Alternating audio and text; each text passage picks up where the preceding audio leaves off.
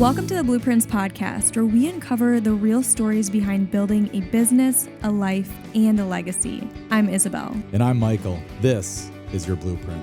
Today, we're going to go back in time to the beginning of Michael's entrepreneurial journey, and we're going to talk about how he utilized his natural gifts and abilities to really spark and create the business that we have today. So today, you'll get the blueprints for how you can utilize your own gifts in your life to transform and create the business of your dreams. So looking back in time, what were some of those natural gifts that you really dove into and saw in yourself that helped you get into your journey today? Well, it's amazing when I think back to when I got started, and if I thought about all the obstacles that I'd have to overcome as an entrepreneur.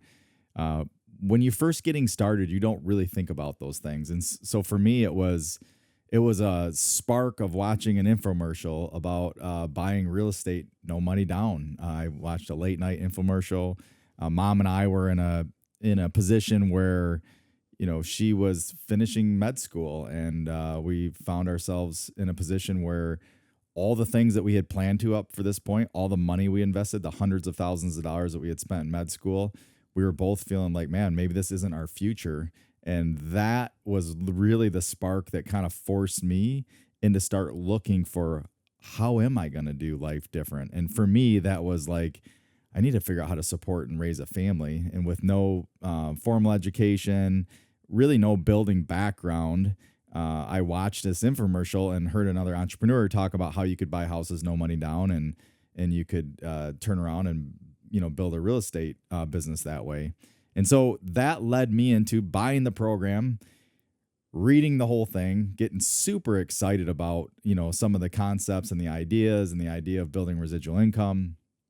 And so just dove in, and I'm different than anybody else if you're listening to this. We're all different. That's the beautiful thing about humans is that there's not one DNA that's the same, which is miraculous. And we got 12 trillion cells in our body that are all, crafted uniquely. So there's not one blueprint or one way to do this that's right.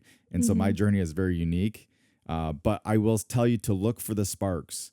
When I think about initial journey things, like what lights up your spirit, what are you excited about? And for me, it was that. And then I told mom, I said, hey, I'm going to buy some houses, no money down. And then we ended up moving into one of them and flipping them. And so that was really kind of one of the parts of the beginning of just like, hey, I'm in a situation that I need to figure some things out in life and for my family. And so that kind of really forced me into doing some things that I was probably uncomfortable with. Yeah, so you had the urgency there. And then I think what the story you just shared shows your natural gift of quick start.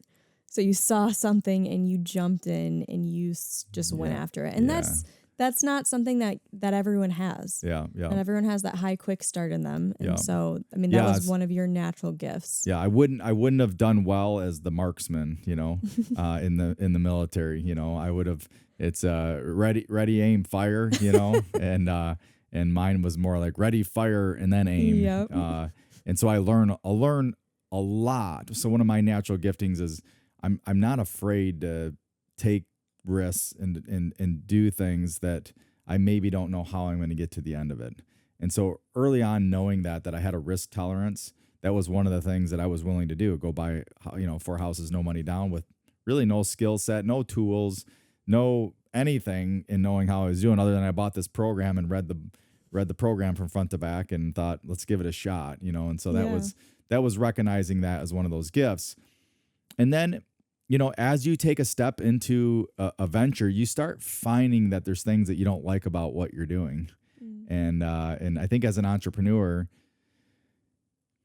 one of the things that I've learned a lot from many books, but Dan Sullivan he's got a great book called Who Not How, and realizing that there's a lot of things that I didn't like about having houses and renting houses. And so that I quickly had to start figuring out, like, do I really want to keep doing this? Or if I got somebody to do part of it, would I still like doing it? And so that's just also part of the journey. So along the way, even before we had started the business and buying houses and stuff, taking assessments. So it was something that Mom and I had actually done even for our premarital counseling.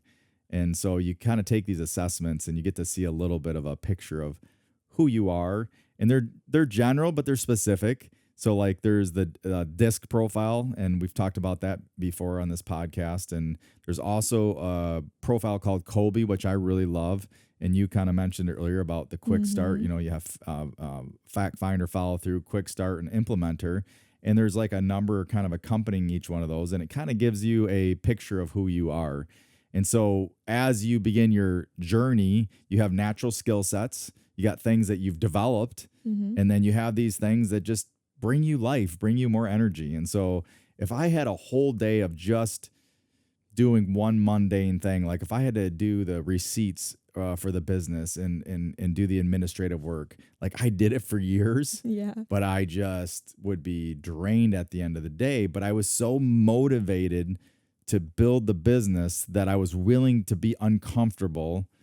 Not always the best way to learn, because if I go back on it, if I had taken some time just to think about what I love to do, I would have probably delegated that a lot sooner, knowing that if I could delegate some of those tasks off my plate, that would now free me up to do more of what I love, which was to interact with people, to build a team, and, you know, to continue to grow personally and professionally myself. Yeah, and that concept that you're talking about right there is so important. And I hear that in a lot of entrepreneurial journeys. It's like you start and you do everything in the business, and you do that for a long time until you get to a breaking point, and then you figure out how to delegate. But if we could inspire one listener today to really grab onto that concept earlier on of like, you have unique strengths and gifts. Yeah. And when you can function in those and get more energy out of using those specific strengths, it can be compounding interest for your business. Instead of, you know, stagnant growth because you're not willing to let go of something else.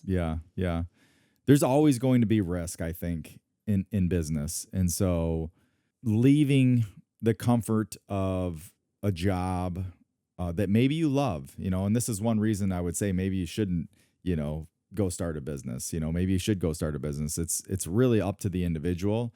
But if you love what you do, you're really happy in what you're doing, and you can see yourself doing it for 20, 30, 40 years, like that's not having a job.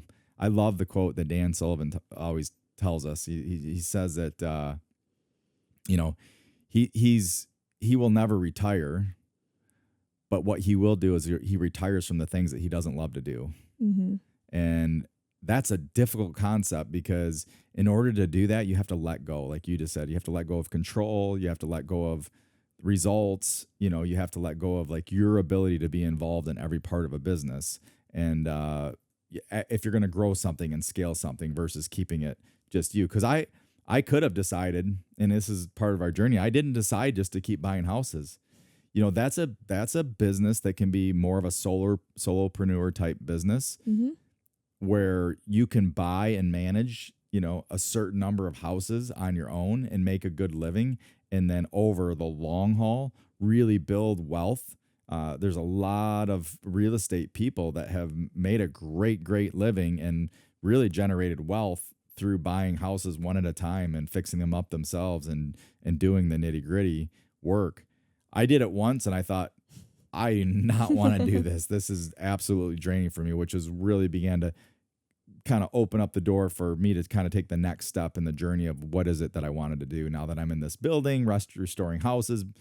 You know, then that kind of led to the next step of looking at a business model. And then along the way, as you start to grow something, so one of the other things, kind of natural giftings that I found myself good at was connecting with people and having conversations, you know, and you can see like in some of the tests, like, are you more of an introvert or an extrovert? And both introverts and extroverts can be really successful in business, but parts of the business, like doing the accounting, are great for people that are more introverted. They get energy by being alone, get energy by doing, you know, tasks and things like that and accomplishing and checking the checklist off. I mean, we have on our team, we have people that are more introverted and, you know, and so recognizing some of that stuff early on can really give you clues to where you might want to spend your time in your business. And I knew that for me, being on the outside, being out front, connecting on relationships, those are things that energize me. And so I would lean towards those things, even though